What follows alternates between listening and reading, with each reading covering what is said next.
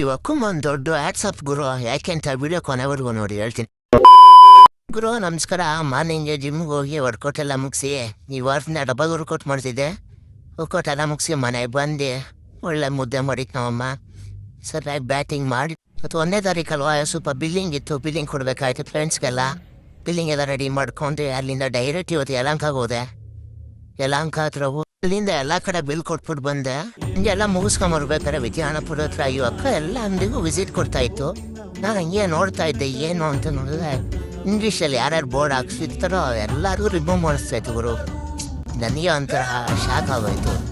Super ಅಲ್ವಾ ಅವರು ladies ಆಗಿದ್ರು ಮಾಡ್ತಾರಲ್ಲ ಅಂತ ತುಂಬ ಖುಷಿ ಆಯ್ತು ಗುರು ಅಕ್ಕನ ನೋಡಿ.